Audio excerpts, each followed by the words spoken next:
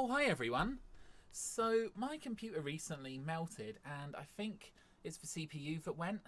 So I wanted to give you guys 7 tips for making sure that your computer's working perfectly nice and cool. And you never know, these could actually help save your computer. So as you can see, I'm David Beck, also Wartorius. This is my dad Pete, and we've got Sammy here, and we've also got Marley here, as you guys can probably see. So yeah, it's quite a menagerie, I guess. I guess we can just jump right in. So Pete, you want to read number one? Okay, make sure your PC is clean inside, provided you know what you're doing. Absolutely. So if you don't know what you're doing, or if you'll void the manufacturer's warranty, then don't touch your PC inside. But if you can open your PC up and make sure that it's all dust free and all nice in there, you can absolutely do that.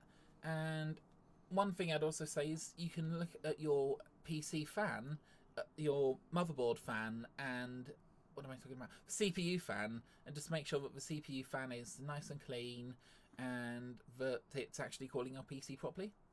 Make sure all the fans are working in the PC. Absolutely. So one of the problems you sometimes have is as PCs get a bit older, the fans stop working.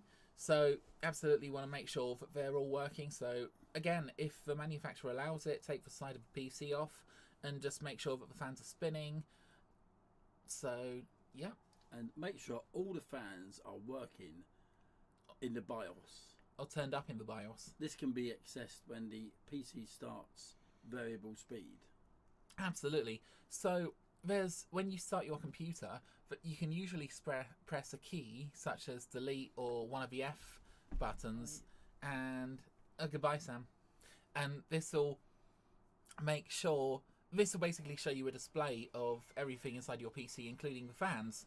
If you can put them on a variable speed, this is perfect because you get a nice compromise between being cool and also being, well, when the computer's hot, it will turn the fans up and this should cool it down. Set a snowy winter scene on the desktop BG. Absolutely.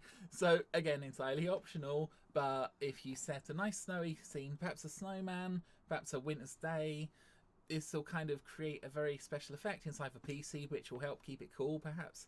Or maybe it'll just keep you cool, we don't really know. Keep your room cool and maintain a good airflow. Absolutely. So if you're hot in your room, then your PC is going to be hot too. So make sure the windows open, the doors open. If you've got air conditioning, I'd recommend you use that. Just if you're hot, then your PC's hot. So just remember that, guys. Avoid overuse of PC. Shut down when not in use. Absolutely. So I know there are some people out there who keep their PC running all night. You don't want to do this ideally.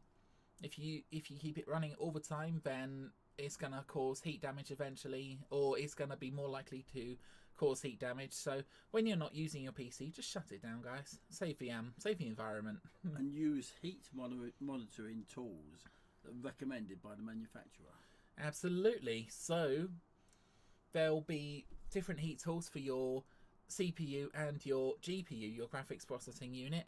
So you can usually get heat tools by the manufacturer, and they'll basically tell you what the temperature is. So yeah, that's all of the tips, guys. And it seems like Sam's back. Hi, Sam. You know what? He wanted to be on the screen. He actually recognises dogs on the screen, so maybe he can see himself. I don't know. But thank you guys for listening. I've been David Beck. This has been my dad. This has been Marley, the cat, and little Sam here. So yeah, thank you very much. Please like and subscribe, etc. And I'll speak to you guys soon.